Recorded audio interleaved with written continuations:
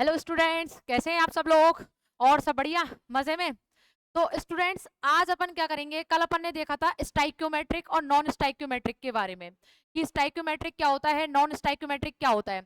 इसमें क्या होता है, बीएससी में क्वेश्चन कैसे आता है कि स्टाइक्योमेट्रिक और नॉन स्टाइक्योमेट्रिक जो होता है उसको उदाहरण सहित समझाइए।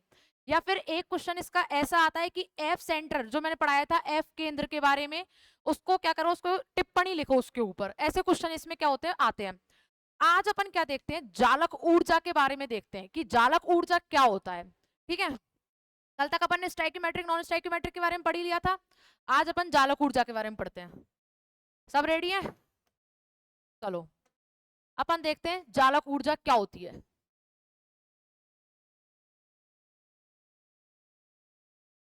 जालक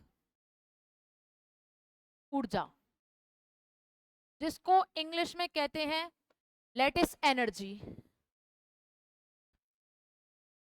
ठीक है, अब देखो, लेटेस्ट एनर्जी मैंने पहले स्टार्टिंग में बताया था। जो जालक ऊर्जा था उसको मैंने स्टार्टिंग में बताया था। क्या बताया था कि धातु है, मेटल धातु। ठीक है, धातु बोलते हैं इसको, एम को। इसको मैंने प्लस से शो किया है। प्लस से शो करते हैं अपन, जैसे Na है, Na प्लस करते हैं अपन, इसके इलेक्ट्रॉन 281। ठीक है, अब ये मेटल धातु है। अब क्या करेंगे, इसके साथ अपन नॉन मेटल धातु, मेटल और नॉन मेटल, इसको मिलाने से क्या मिलेगा, जैसे कि मेरा Na प्लस है, एक है मेरे पास Cl माइनस, Na प्लस और Cl माइनस NaCl।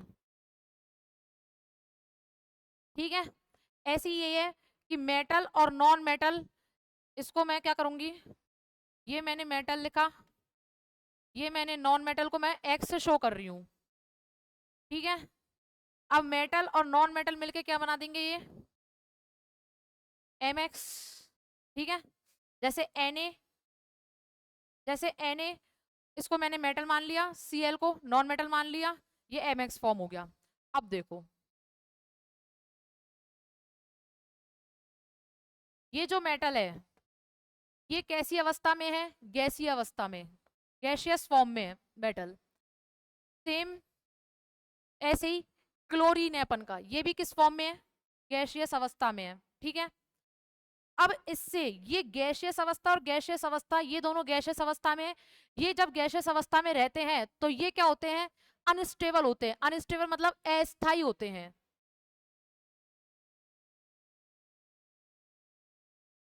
आ जाती है, अस्थाई होते हैं। ठीक है, अस्थाई कब होते हैं, जब ये गैसियस फॉर्म में होते हैं, गैसीय अवस्था में होते हैं, जब ये क्या होते हैं, अस्थाई होते हैं। पर जैसे ही ये दोनों मेटल और नॉन मेटल, मेटल धातु और नॉन मेटल धातु जब ये आपस में मिलती है तो ये किस में चल जाते हैं, ठोस अवस्था में चले जाते हैं। और अपन को पता है जो ठोस अवस्था होती है वो कैसी होती है, स्टेबल होती है या स्थायी होती है। ठीक है, तो अपन इसको कैसे लिखेंगे, अब देखो, इसकी एक बार डेफिनेशन लिखते हैं।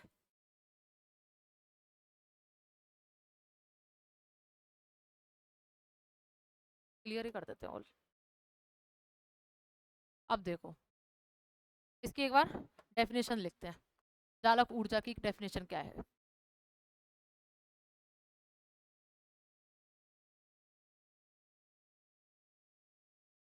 क्या होता है चालक ऊर्जा? अभी बताया था मैंने, वह ऊर्जा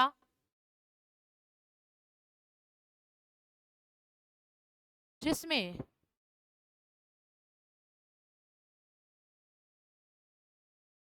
गैसीय,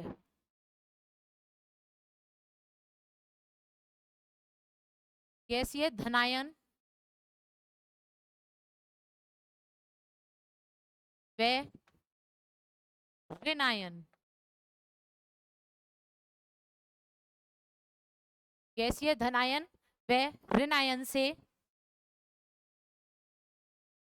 आयनिक सॉलिड, आयनिक ठोस,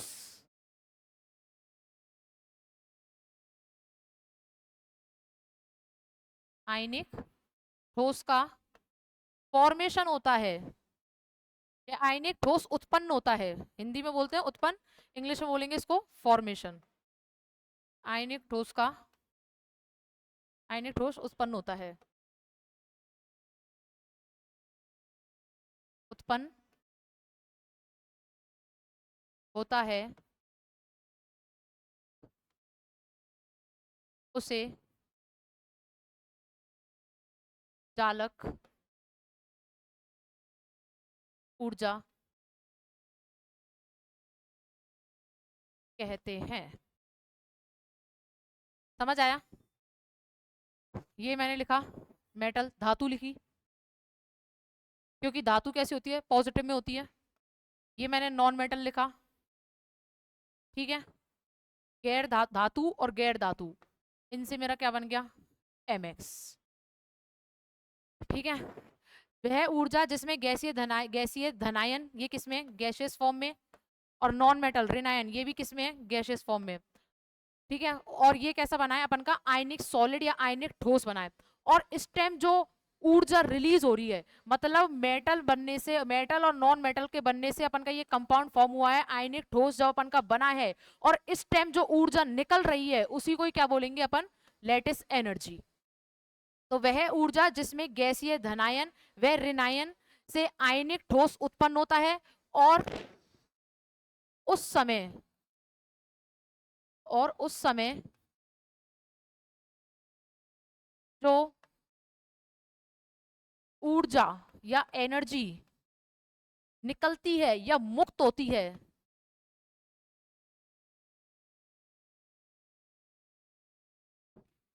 उसी को क्या कहेंगे अपन, जालक ऊर्जा, ठीक है। तो जालक ऊर्जा समझ आ गया। अब देखो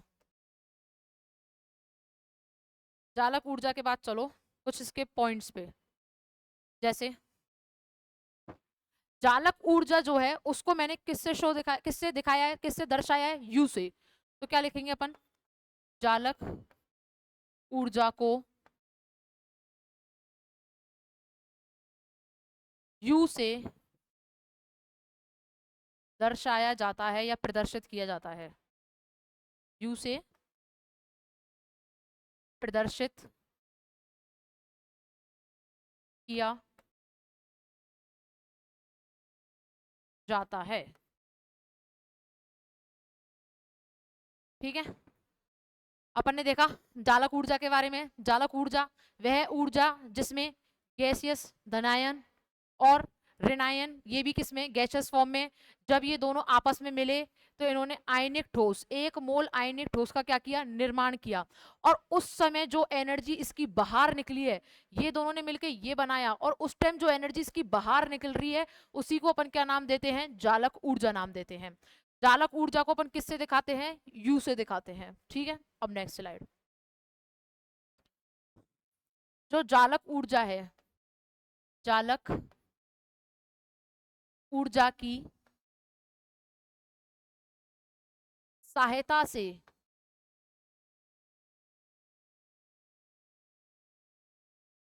जालक ऊर्जा की सहायता से आयनिक क्रिस्टल, अभी बताऊंगे आयनिक क्रिस्टल क्या होता है। जालक ऊर्जा की सहायता से आयनिक क्रिस्टल के, आयनिक क्रिस्टल की स्टेबिलिटी बता सकते हैं या स्थायित्व बता सकते हैं। तो जालक ऊर्जा की सहायता से आयनिक क्रिस्टल के, आयनिक क्रिस्टल की स्थायित्व की,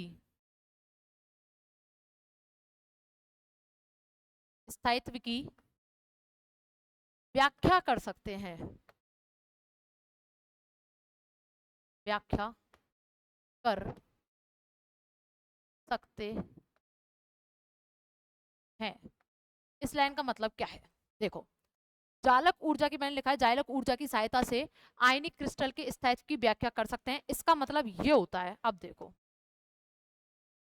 अपन को पता है कि जो जालक ऊर्जा है, अपन ने फर्स्ट क्लास सेकंड क्लास में अपन ने पढ़ा था कि जालक ऊर्जा जो होती है वो आकार होता है, साइज जिसको कहते हैं, उसके कैसे होती है, इनवर्सली प्रोपोर्शनल या आकार। यानी कि जो जालक ऊर्जा है वो क्या करती है, आकार पर डिपेंड नहीं होती, उस पर निर्भर नहीं करती। जबकि जालक ऊर्जा जो होती है वो क्या करती है, साइज नहीं, साइज नहीं, चार्ज, चार्ज जो होता है उसको बोलते हैं अपन हिंदी में आवेश, आवेश या चार्ज। इस पर क्या करेगी ये, निर्भर करती है या डिपेंड करती है, ठीक है। तो जालक ऊर्जा जो है वो अपन की आकार है इसके तो कैसे है, इनवर्सली प्रोपोर्शनल है, इस पे निर्भर नहीं करती। जबकि जालक ऊर्जा जो है वो चार्ज या आवेश पे क्या करती है, निर्भर करती है। कैसे, अब देखो एग्जाम्पल के थ्रू, एग्जाम्पल देखते हैं कुछ। जैसे मान लो एग्जाम्पल है LiCl, lithium chloride, sodium chloride, potassium chloride, rubidium chloride, ठीक है। अब इसमें देखो ये क्या है, धातु है, ये गैर धातु, metal non metal, metal non metal, metal non metal, metal non metal, धातु गैर धातु, धातु गैर धातु, धातु गैर धातु, धातु गैर धातु, ठीक है। अब देखो क्या होता है इसमें, अपन की जो गैर धातु है यानी कि नॉन मेटल है वो क्या है, सब जगह सेम है, Cl है सब जगह, गैर धातु अपन की क्या है, सब जगह सेम है। चेंज जिसमें आ रहा है, परिवर्तन जिसमें आ रहा है वो किस में आ रहा है, धातु में आ रहा है, सिर्फ परिवर्तन किस में आ रहा है, धातु में। देखो कैसे आ रहा है, इसमें देखो मैंने लिख रखा था LiCl, NaCl, KCl, RbCl, Li, Na, K और Rb, ठीक है। ये क्या है, एस कक्षक है, क्या है ये, एस कक्षक है, ठीक है। अपन को पता है जब अपन आकार की बात करते हैं, किसकी बात करते हैं, आकार की बात करते हैं, साइज की बात करते हैं, तो अपन क्या जानते हैं, ऊपर से नीचे आने पर, ऊपर से नीचे आने पर लिथियम से अपन रुबेडियम की तरफ आएंगे तो क्या होता है, साइज या आकार जो होता है वो क्या करता है, बढ़ता है, इंक्रीज होता है, बढ़ता है ऊपर से नीचे आने पर। अब मैं क्या कर रही हूँ, लिथियम से लेके सोडियम, पोटेशियम, रुबेडियम, मैं नीचे आती जा रही हूँ, तो मेरा आकार क्या होगा, बढ़ेगा, ठीक है, आकार बढ़ेगा। तो देखो पिछली वाली स्लाइड पे चलो, लिथियम, सोडियम, पोटेशियम, रुबेडियम, ये वही हो गया, लिथियम, सोडियम, पोटेशियम, रुबेडियम। तो मेरा ऊपर से नीचे जाने पर आकार क्या होगा, बढ़ेगा। तो ये कैसा ऑर्डर आ जाएगा इसका, ऐसे, ऐसे और ऐसे, ठीक है। दूसरा एग्जांपल, ये तो था इसके, इसका एग्जांपल ये वाले का, ये जो एग्जांपल है ये इसका है। अब इस वाले का एग्जांपल देखो, जो आवेश लिख रखा है इसका एग्जांपल देखो। इसका एग्जांपल कैसे है, जैसे मान लो एक तो तुम्हारे पास यही है लिथियम क्लोराइड, एक क्या है, लिथियम क्लोराइड, ठीक है। एक है तुम्हारे पास एल्यूमिनियम क्लोराइड, एल्यूमिनियम क्लोराइड, ठीक है। अपन को पता है, क्या पता है, ये पता है लिथियम प्लस होता है, Cl माइनस होता है, ऐसी sodium plus Cl minus, K plus Cl minus, Rb rubidium plus और Cl माइनस, ठीक है। इसमें देखो लिथियम प्लस Cl माइनस, इसमें देखो एल्यूमिनियम और क्लोरीन, एल्यूमिनियम पे क्या आवेश रहेगा, +3, पता है, इसी में आ गई ना, इस वाले में, ठीक है। तो एल्यूमिनियम +3, Cl पे क्या, माइनस। अब देखो मैंने लिख रखा है जो जालक ऊर्जा है वो आवेश पे निर्भर करती है, तो देखो इस पे तो +1 है, चलो क्लोरीन, क्लोरीन तो मान लिया ये तो सेम है, इस पे भी माइनस है, इस पे भी माइनस है, पर लिथियम पे तो प्लस है, एल्यूमिनियम पे क्या है, +3, तो किसका चार्ज, किसका आवेश ज्यादा होगा, इस वाले का।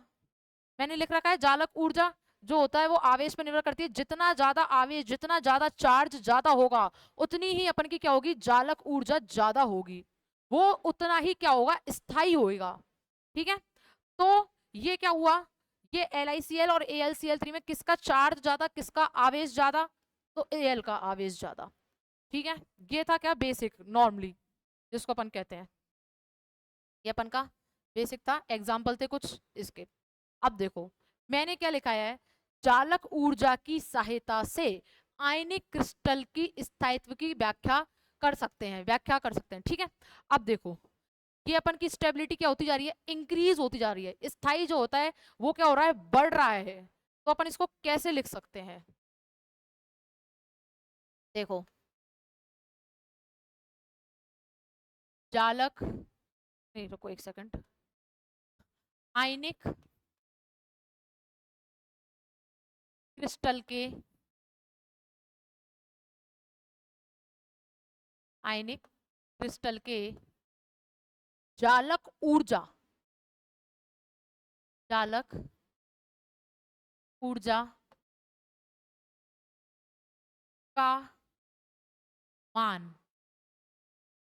मैंने क्या लिखा है, आयनिक क्रिस्टल के जालक ऊर्जा का जो मान होता है वो क्या होता है, जैसे जैसे मेरा जालक ऊर्जा ज्यादा तो आयनिक क्रिस्टल क्या हो गया, ज्यादा।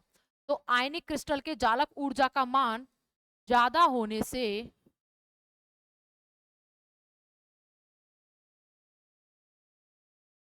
वह ज्यादा स्थायित्व होता है, होता है, और तथा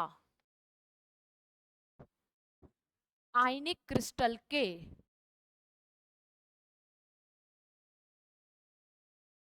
आयनिक क्रिस्टल के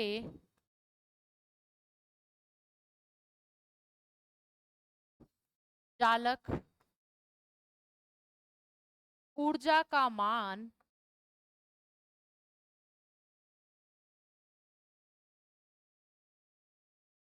कम होने से, क्या, कम होने से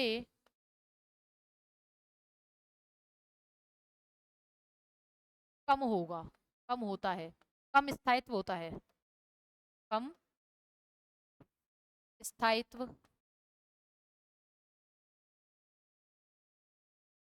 होता है। क्या मतलब है इस लाइन का, अब देखो पीछे वाली स्लाइड पे चलो। सबसे पहले मैंने क्या लिखा, जालक ऊर्जा की सहायता से आयनिक क्रिस्टल के स्थायित्व की व्याख्या कर सकते हैं। अपन ने इसमें क्या किया, अपन ने स्थायित्व की व्याख्या की, अपन ने बताया कौन ज्यादा स्टेबल है, स्टेबिलिटी के ऑर्डर पे अपन ने लगाया इसको। अब क्या करेंगे, तीसरी लाइन का मतलब देखो, आयनिक क्रिस्टल के जालक ऊर्जा का मान ज्यादा होने से वह ज्यादा स्थायित्व होगा। जैसे ये वाला क्या है, ज्यादा स्थायित्व है, इसमें ये वाला क्या है, ज्यादा स्थायित्व है, ज्यादा स्टेबिलिटी है। तो ऐसे ही इसकी बात कर रहा है, आयनिक क्रिस्टल के जालक ऊर्जा का मान ज्यादा होने से अगर कोई कंपाउंड है वो ज्यादा स्टेबल है, उसकी ज्यादा स्थायी है, वो ज्यादा स्थायी है, तो उससे क्या होगा, जो अपन का आयनिक क्रिस्टल है वो भी क्या होगा, ज्यादा स्थायी होता है। ठीक है, ये हो गया। अब जो जालक, जो अपन के आयनिक क्रिस्टल है, आयनिक क्रिस्टल, आयनिक क्रिस्टल के जालक ऊर्जा को, जालक ऊर्जा का निर्धारण, निर्धारण दो विधियों के द्वारा कराते हैं, दो विधियां के द्वारा कराते हैं। वो दो विधियां कौन कौन सी हैं वो देखो, एक थी अपन की, अपन पढ़ के आए थे ट्वेल्थ में, क्या थी, एक थी प्रायोगिक,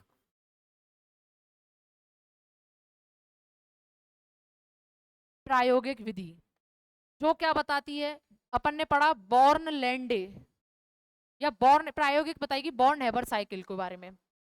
प्रायोगिक किसके बारे में बताती है, बॉर्न हेबर, अभी बताऊंगी बॉर्न हेबर चक्र जो होता है वो क्या है, कैसे है। बॉर्न हेबर चक्र की सहायता से, सहायता से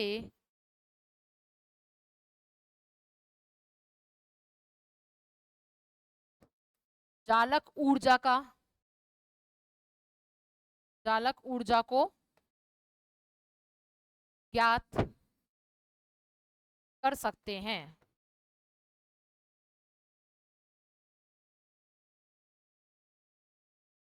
ठीक है। और एक और जो विधि है वो है अपन की दूसरे नंबर की सैद्धांतिक।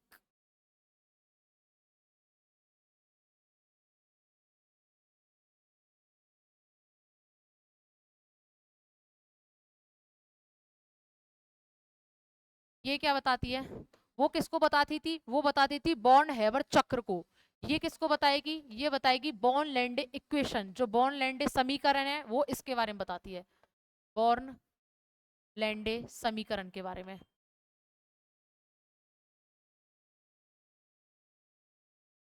अब देखो ये तो क्या थी, इसकी रामायण थी। ठीक है।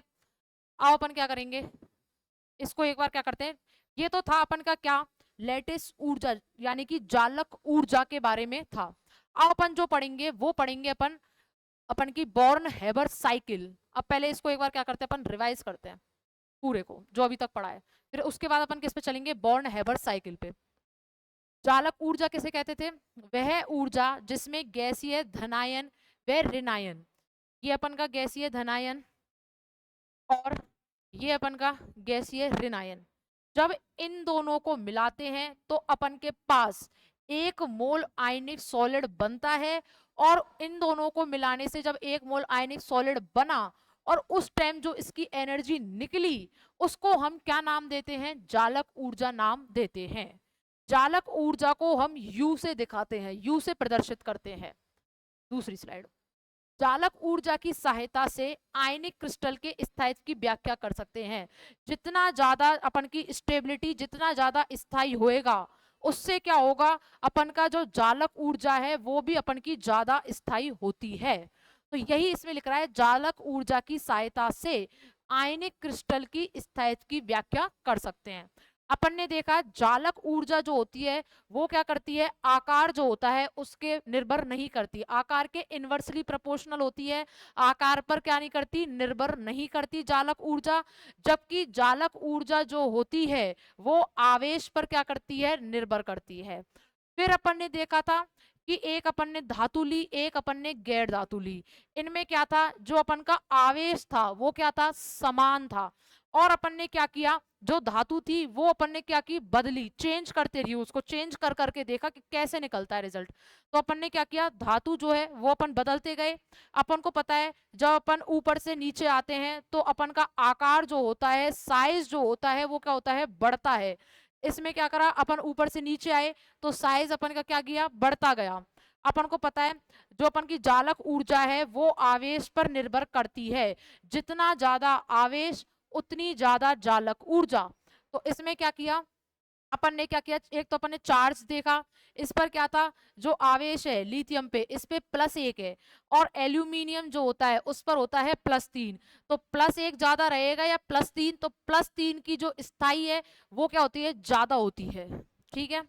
फिर देखो फिर क्या है, आयनिक क्रिस्टल के जालक ऊर्जा का मान ज्यादा होने से वह ज्यादा स्थायित्व होता है, तथा आयनिक क्रिस्टल के जालक ऊर्जा का मान कम होने से वह कम स्थायित्व होता है।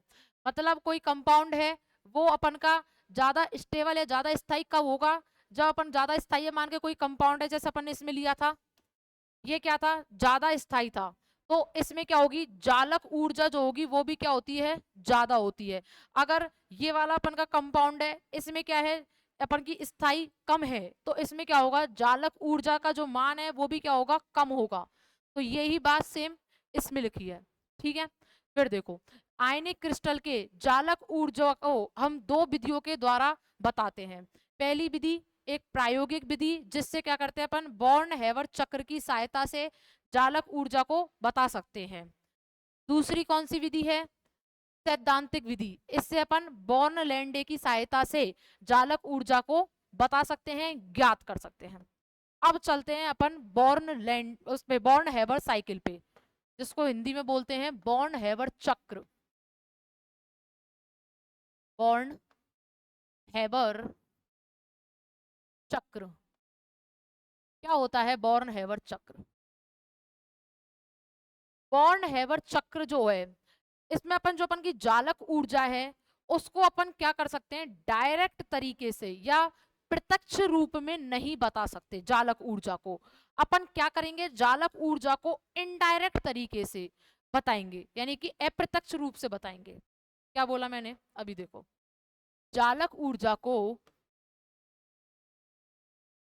जालक ऊर्जा को, जालक ऊर्जा का निर्धारण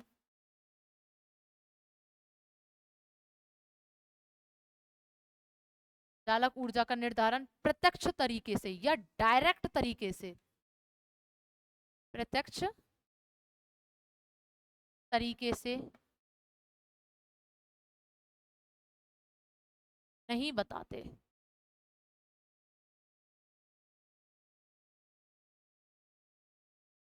इसको कैसे बताएंगे, जालक ऊर्जा का निर्धारण, जालक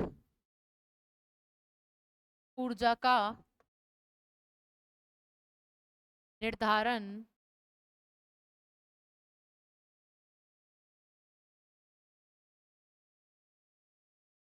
परोक्ष रूप या अपन बोल सकते हैं अप्रत्यक्ष रूप या इनडायरेक्ट रूप से बताते हैं। अप्रत्यक्ष,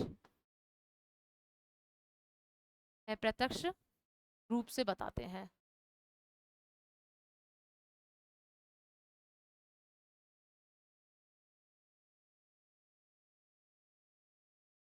ठीक है, ये तो क्या थी अपन की एक नॉर्मली बेसिक बात थी। अब देखो, मैंने थोड़ी देर पहले बोला था कि Na जो है, सोडियम जो है वो अपन की प्लस में है, गैसीय अवस्था में है। मैंने बोला क्लोरीन जो है वो भी अपन की गैसीय अवस्था में है। पर जो अपन की नॉर्मल अवस्था होती है उसमें जो सोडियम होता है, नॉर्मल अवस्था में जो सोडियम है अपन का, ये किस फॉर्म में रहता है, सॉलिड अवस्था में रहता है या ठोस अवस्था में रहता है। नॉर्मल अवस्था में सोडियम किस में रहता है, ठोस अवस्था में रहता है। जबकि जो क्लोरीन है वो किस में रहेगा, गैसीय अवस्था में ही रहता है। क्या बोला मैंने, देखो चलो वापस पहले वाली स्लाइड देखो तुम बार, देखो इससे पहले वाली। मैंने बोला, ये कब बोला है, जब मैंने सोडियम पॉजिटिव में बोला है, जब तो ये किस में है, गैसीय में। अभी मैं सिर्फ खाली सोडियम बोल रही हूँ। जो इसकी नॉर्मल अवस्था है, जो इसकी प्योर अवस्था है, जो इसकी शुद्ध अवस्था है, उसमें सोडियम कैसे रहता है, सॉलिड अवस्था में या ठोस अवस्था में रहता है। ठीक है, तो अब देखो,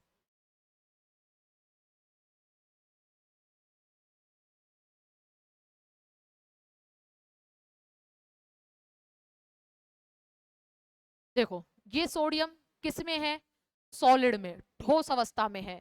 और अगर सोडियम प्लस होता, क्या बोला मैंने, सोडियम प्लस होता तो ये किस में रहता, गैसीय अवस्था में। ऐसी क्लोरीन है, क्लोरीन तो किस में रहता है, अपनी प्योर स्टेट में, शुद्ध अवस्था में, ये गैसियस में अवस्था में रहता है। और Cl माइनस के साथ भी ये कैसे रहता है, गैसीय अवस्था में रहता है। ठीक है, अब सोडियम और क्लोरीन मिलके तो किसका निर्माण कर लेते हैं, सोडियम क्लोराइड का।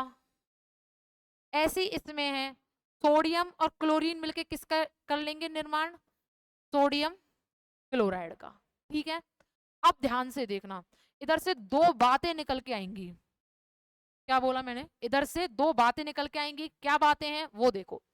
मैंने बोला, पहले इस पे देखो, सोडियम गैसीय अवस्था में है, क्लोरीन गैसीय अवस्था में है। इनसे मिलकर बना मेरा क्या, सोडियम क्लोराइड। यानी कि गैसियस धनायन व गैसियस ऋण आयन से एक मोल सोडियम क्लोराइड या एक मोल आयनिक ठोस मेरा जो बना, और उस टाइम, उस समय जो एनर्जी मेरी निकली, बाहर निकली, मुक्त हुई, उसको क्या बोलते हैं अपन, लेटिस एनर्जी या जालक ऊर्जा बोलते हैं। लेटिस एनर्जी या जालक ऊर्जा।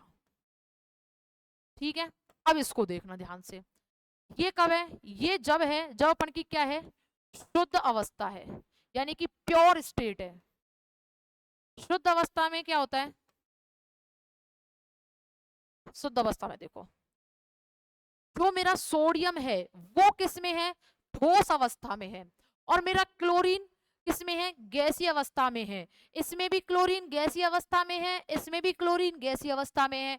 जब अपन की शुद्ध अवस्था थी इस टाइम सोडियम ठोस अवस्था में था, और जब अपन की Na पॉजिटिव था उस टाइम सोडियम अपन की गैसीय अवस्था में था। जब अपन का Na सॉलिड अवस्था में है, ठोस अवस्था में है, और क्लोरीन अपन का गैसीय अवस्था में है, उस टाइम अपन का NaCl बन रहा है। और उस टाइम जो एनर्जी निकलेगी, बाहर निकलेगी एनर्जी, जो मुक्त होगी, कब मुक्त होगी? जब अपन का सोडियम सॉलिड अवस्था में रहेगा, ठोस अवस्था में रहेगा, क्लोरीन अपन का गैसीय अवस्था में रहेगा, और उस टाइम जो एनर्जी बाहर निकलेगी, जब अपन का NaCl का फॉर्मेशन होगा, NaCl बनेगा, उस टाइम जो एनर्जी बाहर निकलेगी, ऊर्जा बाहर निकलेगी, उसको अपन बोलते हैं, पहले इंग्लिश में क्या बोलते हैं? डेल्टा H, यानी कि हीट ऑफ फॉर्मेशन। हिंदी में क्या बोलते हैं? अभिक्रिया ऊष्मा। कुछ कुछ याद आ रहा होगा, 11 12 में पढ़ के आए होंगे, कुछ कुछ याद आ रहा होगा इसके बारे में। ये तो क्या है? अभिक्रिया ऊष्मा है। कब बनी अभिक्रिया ऊष्मा? जब अपन शुद्ध अवस्था में सोडियम लेते हैं, ठोस अवस्था में लेते हैं सोडियम को, क्लोरीन को अपन गैस अवस्था में लेते हैं, उस टाइम जब अपन सोडियम क्लोराइड का फॉर्मेशन करते हैं, सोडियम क्लोराइड का निर्माण करते हैं, और उस टाइम जो एनर्जी अपन की निकलती है उसको अपन क्या बोलते हैं? अभिक्रिया ऊष्मा। और जब अपन गैसीय अवस्था में धनायन लेते हैं, गैसीय अवस्था में ही ऋणायन लेते हैं, और उस टाइम जब अपन का 1 मोल आयनिक ठोस का निर्माण होता है, उस टाइम जो एनर्जी निकलती है उसको बोलते हैं जालक ऊर्जा। दोनों में देखो 2 बात निकल के आ गई, एक अपन की अभिक्रिया ऊष्मा निकल के आई है, एक अपन की जालक ऊर्जा निकल के आई है। ये था, ठीक है। तो अब देखना ध्यान से, ये अपन ने क्या किया, पहले बेसिक पढ़ा, क्योंकि ये क्या है, बहुत जरूरी था, वरना पता नहीं लगता कि क्या होता है अभिक्रिया ऊष्मा, क्या क्या होता है। अब देखो, अब क्या आएंगे इसमें, मजे आने लगेंगे तुमको। कैसे आएंगे वो मजे, अब देखो। अभी अपन पढ़ के आए, सोडियम किस में है? ठोस अवस्था में है। क्लोरीन किस में है? गैसीय अवस्था में है। इससे अपन का क्या बन गया? NaCl बन गया, ठीक है। अब देखो, अपन क्या करेंगे, पहले इसको बैलेंस करते हैं। तो अपन बैलेंस के लिए इधर आधा लगा देंगे, ठीक है। अब क्या करेंगे, इधर से अपन का बॉन्ड हेबर चक्र चालू हो रहा है, ठीक है। तो ध्यान से देखना एक एक स्टेप को। ये क्या है? सॉलिड अवस्था में। अब अपन को क्या करना है, जो ठोस अवस्था है उसको अपन को गैसीय अवस्था में परिवर्तन करना है। इसको अपन ने क्या किया, ठोस अवस्था को गैसीय अवस्था में परिवर्तित कर दिया। कैसे परिवर्तित किया? नाम सुना होगा, ऊर्ध्वपातन ऊर्जा। ऊर्ध्वपातन ऊर्जा पढ़ के आए होंगे 12th में, ऊर्ध्वपातन ऊर्जा। ये क्या करता है, ये ठोस अवस्था जो होती है उसको गैसीय अवस्था में क्या करता है? परिवर्तित करता है। अब ये गैस में आ गया। अब अपन इसमें क्या करेंगे, इसको सोडियम को Na+ बनाएंगे। Na+ बनाया, कैसे बनेगा ये Na+?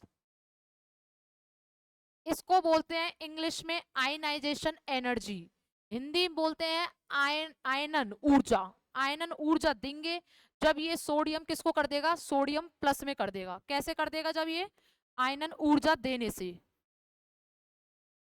आयनन ऊर्जा देने से ये क्या करेगा, ये जो सोडियम गैसीय अवस्था में थी ये अभी भी गैसीय अवस्था में ही रहेगी, बट आयनन ऊर्जा का काम क्या है? इसमें से एक इलेक्ट्रॉन को बाहर निकाल के फेंक देना। तो आयनन ऊर्जा क्या करेगी, ये सोडियम को सोडियम प्लस में कर देती है। वापस देखो क्या बोला मैंने, अपन के पास सोडियम थी, किस में थी? ठोस अवस्था में थी। कब थी ये कंडीशन? ये जब थी जब अपन के शुद्ध चल रहा हो, शुद्ध अवस्था चल रही हो, जब अपन की सोडियम किस में थी? ठोस अवस्था में थी। अब जब सोडियम ठोस अवस्था में, इसको मेरे को किस में कन्वर्ट करना है? सोडियम गैसियस में करना है, यानी कि गैस अवस्था में करना है सोडियम को। तो अपन क्या करेंगे, ऊर्ध्वपातन ऊर्जा का काम लेंगे। ऊर्ध्वपातन ऊर्जा का काम क्या है? इसका काम यही है कि ये ठोस अवस्था को गैस अवस्था में बदलता है, गैसीय जो अवस्था उसमें बदल देता है, उसमें परिवर्तित कर देता है। अब अपन क्या करते हैं, ये अपन की गैसीय अवस्था है, इसमें गैसीय अवस्था में अपन क्या करेंगे, एक इलेक्ट्रॉन को बाहर निकालेंगे। किसके द्वारा निकालते हैं, आयनन ऊर्जा के द्वारा। इसको इंग्लिश में बोलते हैं सब्लिमेशन एनर्जी, इसको बोलते हैं आयनाइजेशन एनर्जी। तो आयनन ऊर्जा के द्वारा ये क्या करेगा, Na+ का निर्माण कर देता है। अब देखो इसको ध्यान से, इसमें क्या है, जो अपन का Cl है, क्लोरीन है, वो किस में है, गैसीय अवस्था में। पर इधर कितने क्लोरीन है, 2 क्लोरीन है, ये क्लोरीन। अब क्या करेगा, ये अपन को क्लोरीन को तोड़ना है, ये मैंने तोड़ा। तो इधर मैंने क्या किया, इधर मैंने जो ऊर्जा दी वो है मेरी वियोजन ऊर्जा। वियोजन ऊर्जा, वियोजन ऊर्जा क्या करती है, जो बंद है उसको क्या करती है, तोड़ने का काम करती है वियोजन ऊर्जा। ये कितने हैं, 2, ये क्या है, आधा ही तो है क्लोरीन, तो ये क्या करेगी, वियोजन ऊर्जा इसका आधा कर देगी। ठीक है, अब इससे क्या होगा, वियोजन ऊर्जा से, इसमें अपन ने ऊर्ध्वपातन ऊर्जा क्यों नहीं लगाई, वो अपन ने इसलिए नहीं लगाई क्योंकि ये पहले ही गैसीय अवस्था में है। अगर ये ठोस अवस्था में होता तो अपन क्या करते, ऊर्ध्वपातन अवस्था इसमें लगा देते, ऊर्ध्वपातन ऊर्जा इसमें लगाते, पर ये तो खुद किस में है, गैसीय अवस्था में है। तो अपन ने क्या किया, ये 2 मॉलिक्यूल थे, 2 बॉन्ड बन रहे थे, जैसे Cl दो थे, अपन ने क्या किया, इसको तोड़ा, इसके जो बंद है उसको अपन ने तोड़ा, किसके द्वारा, वियोजन ऊर्जा के द्वारा। कितने हैं ये, आधा, तो इस पे भी अपन ने क्या कर दिया, 2 का डिवाइड कर दिया। इससे क्या होगा, इससे ये क्लोरीन जो है वो अपन की गैसीय अवस्था में आ जाएगा। 2 क्लोरीन थे, इसको मैंने तोड़ा, एक क्लोरीन ये, एक क्लोरीन ये, तो ये क्या किया, वियोजन का काम क्या होता है, तोड़ने का, बंद तोड़ने का काम करता है। तो इसने बंद को क्या किया, तोड़ दिया, तो ये क्लोरीन गैसीय अवस्था में आ गया। अब क्या करेंगे, अब देखो, अब अपन करेंगे कि ये जो क्लोरीन गैसीय अवस्था में आया है, इसको अपन इंग्लिश में बोलते हैं इलेक्ट्रॉन एफिनिटी, हिंदी में बोलते हैं इलेक्ट्रॉन बंधुता, उसको अपन अप्लाई करेंगे इधर, इलेक्ट्रॉन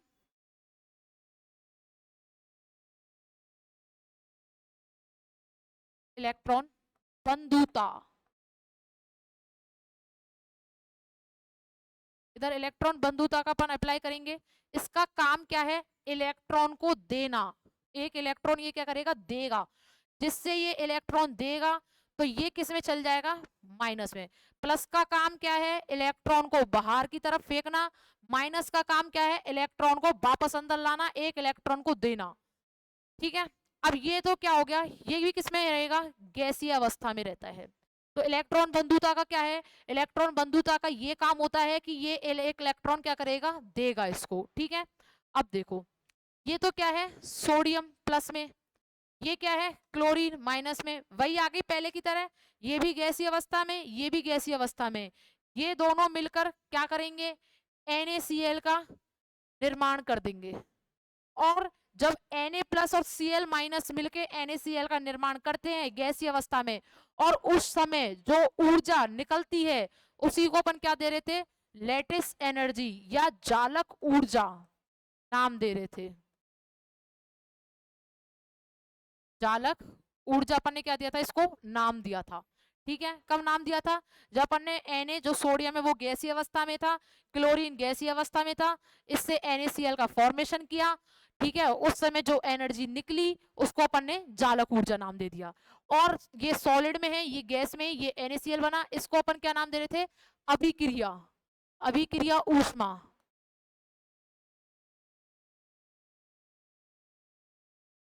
ठीक है, अब देखो, ये जो होती है ऊर्ध्वपातन ऊर्जा, ये कैसे होती है, पॉजिटिव होती है, प्लस में होती है। आयनन ऊर्जा, ये भी किस में होती है, प्लस में होती है। वियोजन ऊर्जा, ये भी किस में होती है, प्लस में होती है। इलेक्ट्रॉन बंधुता, ये किस में होती है, याद रखना, इलेक्ट्रॉन बंधुता जो है वो अपन की माइनस में होती है। और जब अपन इन दोनों को मिलाते हैं गैसीय अवस्था में, धनायन और ऋणायन को जब मिलाते हैं और अपन का NaCl फॉर्म कराते हैं, जब अपन की जो ऊर्जा निकलती है वो जालक ऊर्जा, जालक ऊर्जा भी कैसी होती है, माइनस के फॉर्म में होती है। ठीक है, तो अपन क्या कर सकते हैं, ये लिख सकते हैं कि सेकंड, ठीक है, जो अपन का डेल्टा एच एफ उधर की साइड लिख रहा था हीट ऑफ फॉर्मेशन, जिसको बोलते थे अभिक्रिया ऊर्जा, अभिक्रिया ऊष्मा, तो वो क्या हो जाएगा, देखो, ऊर्ध्वपातन ऊर्जा, जिसको सब्लिमेशन एनर्जी प्लस आयनन ऊर्जा, आयनाइजेशन एनर्जी, यानी कि ऊर्ध्वपातन ऊर्जा, आयनन ऊर्जा, वियोजन ऊर्जा का आधा, तो इसको बोलते हैं इंग्लिश में बॉन्ड डिसोसिएशन एनर्जी, इसका आधा, ठीक है, प्लस इलेक्ट्रॉन बंधुता किस में रहती है, माइनस में, तो अपन इसको क्या लिख सकते हैं, इलेक्ट्रॉन एफिनिटी किस में रहेगी, माइनस में, ठीक है, जिसे इलेक्ट्रॉन बंधुता कह रहे थे अपन, प्लस चालक ऊर्जा भी किसमें, माइनस में, यानी कि लेटिस एनर्जी, लेटिस एनर्जी भी किसमें, माइनस में। ये क्या है पूरा, बॉर्न हेबर चक्र, ये क्या है, बॉर्न हेबर चक्र के बारे में है। बॉर्न हेबर चक्र में ये ऊर्ध्वपातन ऊर्जा, लिख लो एक बार इसको, ऊर्ध्वपातन ऊर्जा, ठीक है, इसको लिख लो आयनन ऊर्जा,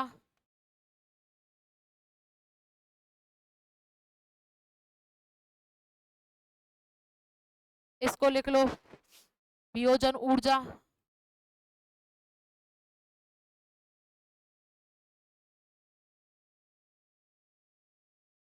ठीक है, इसको इलेक्ट्रॉन बंधुता,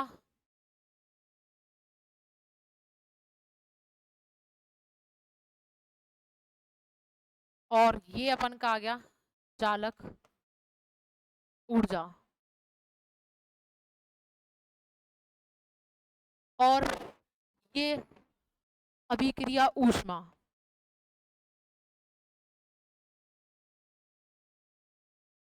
ठीक है। आज अपन इतना देखेंगे, फिर कल अपन क्या करेंगे, इसके आगे पढ़ेंगे, इसके जो जो पॉइंट्स है, जो जो इसके बिंदु है, उनके बारे में अपन कल डिस्कस करेंगे। उससे पहले एक बार अपन क्या करते हैं, स्लाइड रिवाइज कर लेते हैं।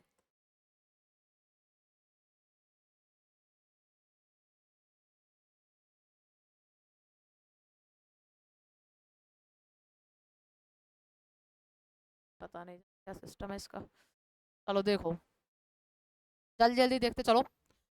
क्या है, चालक ऊर्जा बताया, गैसीय धनायन गैसीय ऋणायन आपस में मिले, एक मोल आयनिक ठोस का निर्माण किया, उस समय जो ऊर्जा मुक्त हुई, रिलीज हुई, उसी को अपन क्या बोल रहे थे, चालक ऊर्जा।